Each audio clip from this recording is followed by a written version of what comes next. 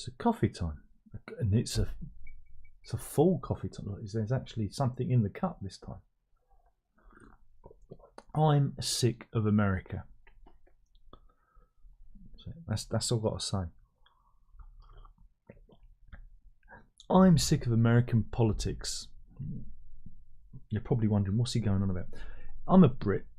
I live in the UK, and our media is obsessed with US politics, and specifically Donald Trump.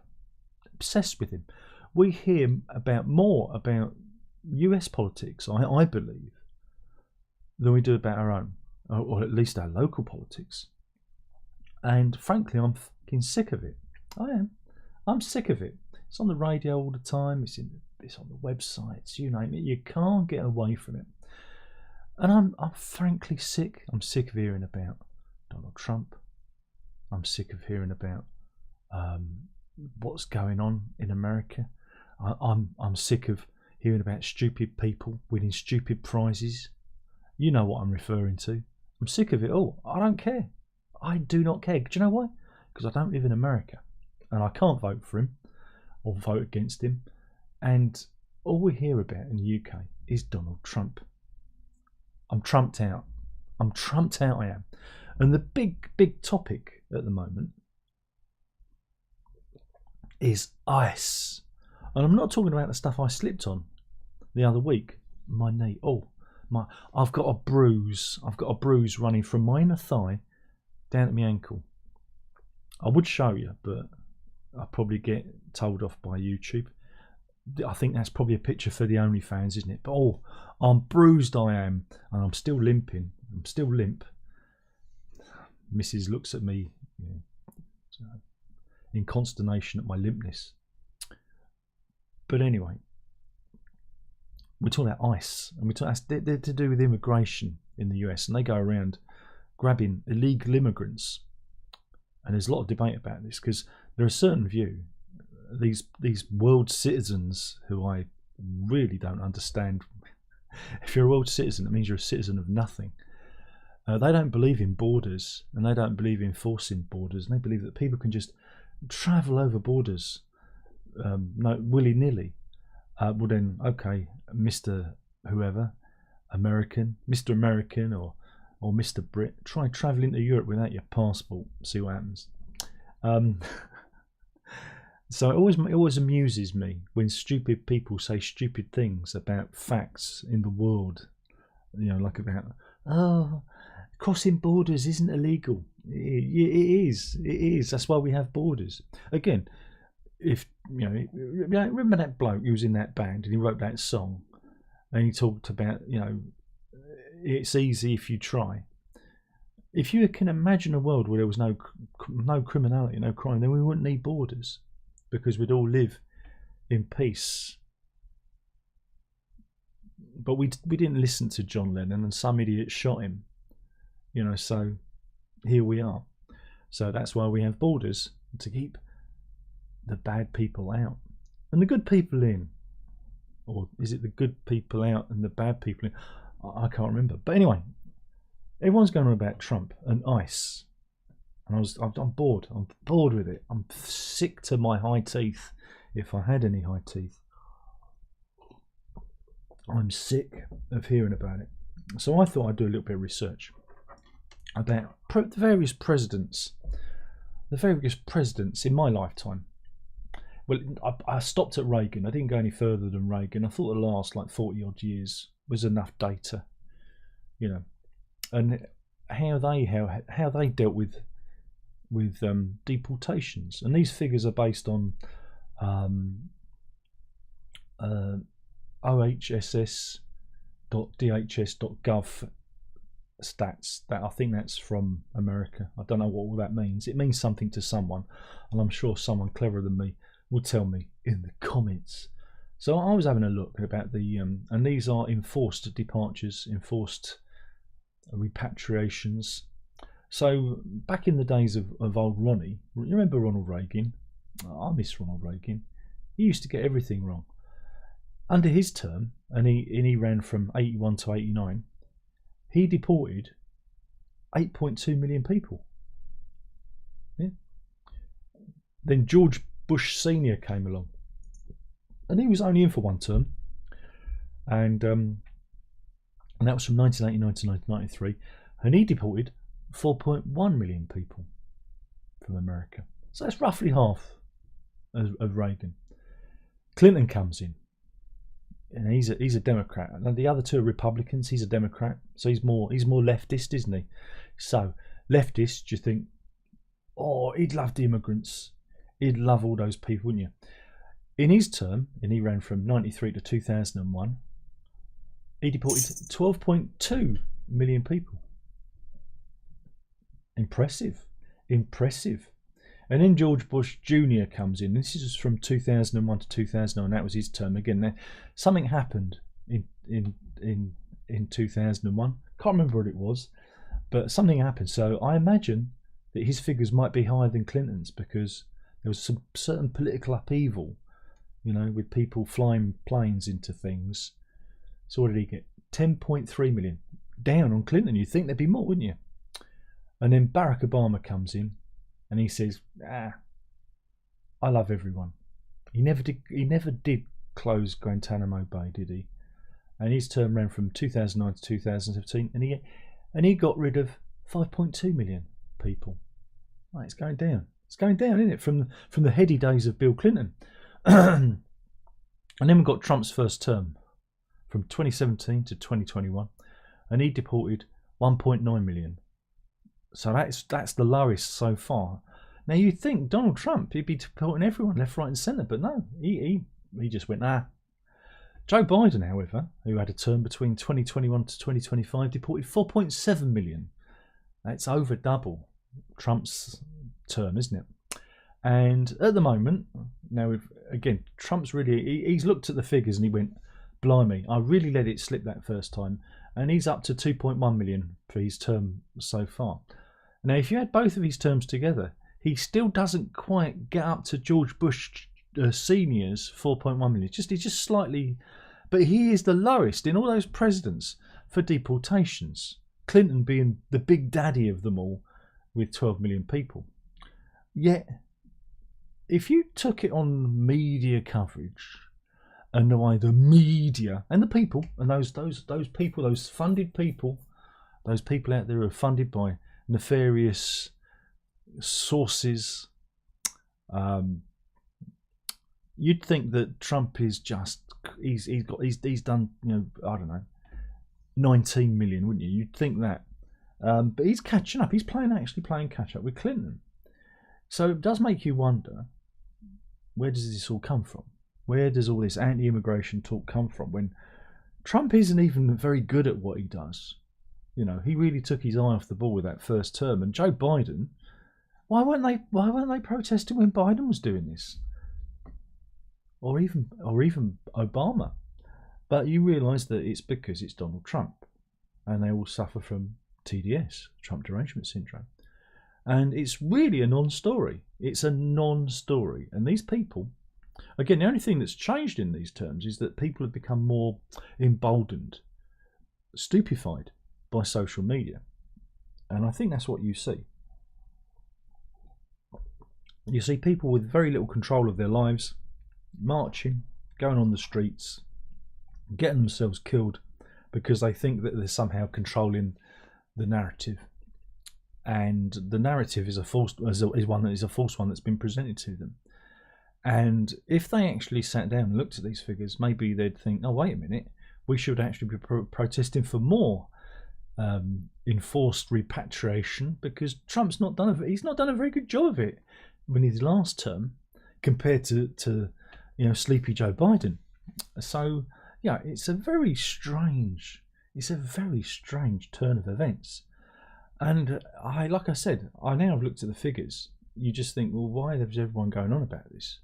This is not making any sense, especially when during the last decade, there has been a flood of people up through the southern borders into the US. And you think Trump, we know when Trump was talking about building that wall, you'd think he'd have done a better job of it in that first term, but he didn't.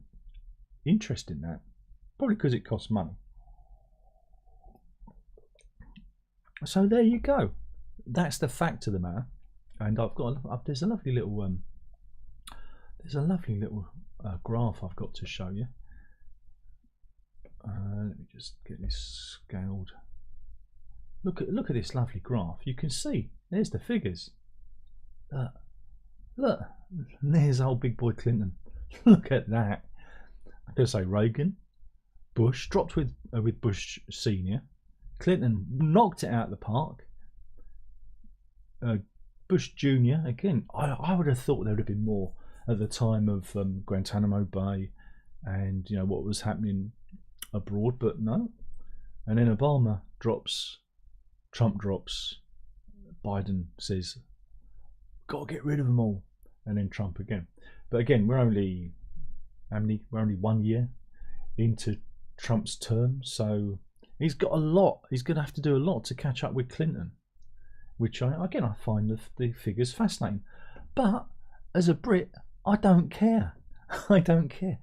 The oversaturation of British media on this subject caused me to be curious, and that's what happens when you do your research. You find out what the actual truth is, rather than relying on, you know, all these angry celebrities.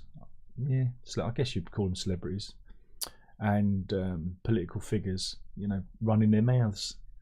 It's a very skewed picture that's being painted. I think you'd agree. Joseph says, I live on the Texas border with Mexico. Under Biden, there are enormous tent cities for migrants, both here and in Juarez. They've gone now. Yeah, I remember that being documented by various YouTubers going there and seeing what was going on. Again, it's just you're on, obviously, on the Texas border. You don't see what the British press are doing to this story. It's rammed down our throats, and it's like you in Texas hearing about shoplifting in Catford, and it's on the front page of your local newspaper. You go, why am I being told this? This is of no bearing to me. I mean, do you know about the various people coming across the English Channel into the UK? I bet it's not reported in the US on your front pages, but over here, it's a really big news story. And I don't understand. What I don't understand is the way that the news has shifted. Because when I was a lad, it was all UK news, and that had run for like, it depends how long the programme was. Say if it was a 15-minute broadcast, you'd have 10 minutes of UK news, and at the end it goes, and in foreign news, and they'd round up all the foreign news stories. In America, the price of crude oil has gone up. You know, in France, you know, snails are very popular, etc., etc. It'd be just a very tiny part of our news output, and you know, so you know, we still knew what was going on in the world, but we also had a breadth of news from around the world. We again, over here at the moment, is they're not reporting. Our press isn't reporting what's going on in Iran. You know, there's a mass marches in Iran, over 400 people murdered by the totalitarian government. People have had enough. And again, the same ideologues who are very anti-Trump and pro-immigration, I guess you'd call it, those people are the same people that are not reporting on the Iranian situation, because it was the left-wing ideologues back in the time, the Shah of Iran, who was basically the king of the country. They were very anti-royalty, and they handed the keys of the castle to the militant Islamists, and then got executed for it. And those people aren't reporting on this now because they don't want to. They can't. They can't and they won't, because Iran is the thorn in their side. It's militant Islamism at its worst, and the people have had enough. And our media are eschewing that. They don't want to touch it. They don't want to go near it because there are narratives being presented. We do not have an unbiased media anymore, and that's a real shame. I liked it when things were presented as fact. Whereas, I heard one terrible thing on the radio. This guy on the radio was going on about that shooting, of that woman, and it's like, again, completely biased representation of what happened. rather than saying these are the facts of the matter. Everyone seems to be charged with emotion and ideology rather than talking about the facts of the matter. And that's a real shame, a real shame to everyone.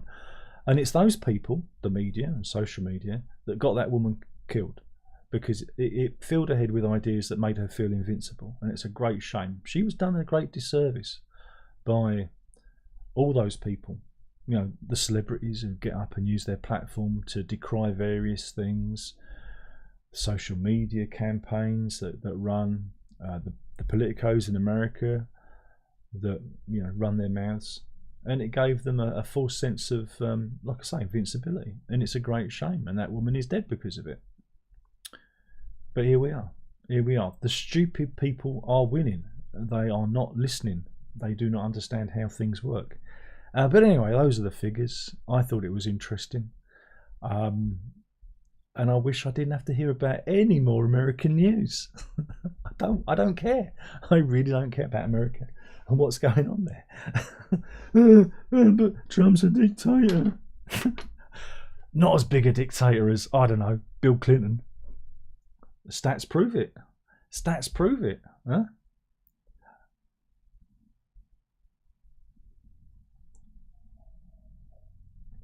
You can't argue with the stats. Oh, Joseph has retracted his message. It was too spicy. That's a shame. That's a shame, Joseph. It would have been a nice... Joseph lived in... he lives in Texas, and he chickened out. That's a real shame. And anyway, I doubt if there's anybody else in here. Anybody want to come out to play before I sign off? Because that's the video done. My coffee's finished, and that's my video done. Again, if you want to disagree in the comments. The stats are there for you to argue with. Don't argue with me, argue with the stats. I'm just presenting the stats. And here we are. Trump derangement syndrome is real. Oh boy. So yeah. Well, how was it? Second week of January. Can we start 2027? Can we just skip a year? Because I've had enough already. Okay then. Well, thank you for watching. I guess nobody wants to come out and play. We have some people. There are some people lurking, I can see, but they don't want to. They do not want to make themselves known. That's a shame. That's a shame. Not even Joseph. He didn't want to. He didn't want to play either. That's a shame. Anyway, thanks for watching then. Don't forget to like and subscribe. I was hoping somebody would come in and say that for me. And we'll do this again soon, I think. Again, I just got so fed up with the news. Got so fed up with hearing about it. Boring, isn't it? Isn't it boring? And then I come on and I bore you even further. God, am I boring? Yeah, I am. Oh, Nels says, are you happy to see the back of NATO? That's a strange question. Why are you? Let's flip it around. Tell me, why is NATO a bad thing? Huh? Why is NATO a bad thing? NATO's not finished. Just because, even if Trump bows out of NATO, it'll only be for 4 years or wherever it is, and then when the next president gets in, they'll sign you back up again. It's all short-termism. Again, a lot of what you see now is short-termism, and tactically it'd be a very stupid thing for Trump to do that, but he's all about money. But you know, he smashes up the White House to put in a new ballroom, so I don't think he's that economically sound, is he? Oh, you're terrified. All right. Well, again, I don't think we're not going to see the back of NATO. NATO's not going anywhere. It's just you'll see Trump like pushing for. Again, he does have a point. Every member of NATO should pay a proportionate amount of their GDP towards its funding, and America is always paying more than everyone else. However, it does have a larger GDP. You know, so it's always going to be the bigger contributor. But then also maybe it should have more control if it's paying, he who pays the piper, etc. It's hard to get equality in that, when you have smaller countries and bigger countries, you've got to be magnanimous with the funding, and Trump isn't, because Trump's an idiot. Trump's a reactionary idiot. Biden was an ineffective idiot. They're all idiots. He wants Greenland because he's an idiot. Rather than bunging Greenland some money and putting some troops there, or paying them, he wants to take it. Do you think his generals are going to allow him to do that? No, he's going to have an accident. He's going to fall down the stairs or something, But hey, this is you get the politicos you deserve, because the left is being completely captured by ideological idiots. The right doesn't know how to react. You got this kind of weird vacuum where people like Trump and Farage can prosper, because there aren't any sensible people anymore that are willing to say uncomfortable truths. In the old days, and I'm talking about the days of Thatcher, and I'm not a fan of Thatcher, but I wish she was around now, because at least you knew where you were with her. She was a shitbag and you knew it, you know what I'm saying? But she would say hard truths, and we don't have politicos that do that anymore. We have incredibly deluded people like Trump, and we have people who are just playing the game. In British politics, most of them are just politicos who just want to play the game. They're not interested in making our lives any better. They're just interested in maintaining the status quo and skimming the cream off the top. That's how it's been since the late 90s, and that's how it's going to continue. It's never going to change, and that is all backed up by a cabal of civil servants who really shouldn't be in the job. Mind you, I read a report the other day that said, from mumblings from within the civil service, that if Reform gets elected, a lot of them are going to leave. They're going to quit. So there's always a silver lining. But don't worry, NATO's not going anywhere. It's not going anywhere. There's always that mumble. Again, every time Trump gets in, there's this mumble about it. You're going to be all right. Well, Russia's incredibly poor. The Russian situation is very poor. The only problem is you've got another idiot in charge, in Putin. Again, ex-KGB man. The man who basically took all the resources, all the financial resources out of Russia and put it in his own back pocket. But the problem with Putin is he wants to live forever. He's the worst kind of despot. Is he doesn't want to die. And that kind of mentality makes you think, okay, if he's dying, he might want to take the rest of us with him. Again, usually a despot says, I've got a big family, my son or my daughter or whoever, or the family will take over the business. Putin's not like that. He wants to hang on till the very end. And again, there are various fail-safes there. There are people who are standing behind Putin who will bring out their service revolver and put a bullet in the back of his head if he tries to do anything stupid. It will happen. It's the same with Trump. There are people there that will do the necessary thing. We just don't realise it, because the media always amplify the worst of the worst, because it gets you picking up the newspaper or going to the website or talking about it, But look what's happening in Ukraine. If Russia was as powerful as they said it was, Ukraine would have fell within a fortnight. It didn't. So it's not as powerful. They released prisoners, rapists and murderers to fight in Ukraine. They released the mentally unwell to fight in Ukraine. That's how few soldiers they've got. Yeah, they've got nuclear weapons and things like that, but whether they're effective, whether they still actually work and they're not just cardboard tubes filled with glitter, that's another matter. Remember, everything's fine. Everything's fine. It always will be fine. Everything's fine. Best not to worry about it. Be zen. Be cosmic. Think of your place in the universe rather than your place on this planet. And then you'll think, yeah, everything's fine. And that's my message for today. Everything is fine. There you go. I think that's enough. I think that's enough. Again, you got to remember, I come from a time when, in the 80s we had the threat of all-out nuclear destruction, we had AIDS and all sorts of things happening, and guess what? We lived through it. It's like COVID. That was going to wipe us all out. We're still here. Before that, it was avian flu. I'm still here. Before that, it was Creutzfeldt-Jakob syndrome, mad cow disease. Our burgers were going to turn our brains to mush. Guess what? We're still here. We persevere like a virus. Humanity is the cold sore on the lip of the planet. We will persevere. Don't worry. Oz says 1.2 million Russian soldiers have died so far. And Perriman says only one of them has to work. Yeah, but again,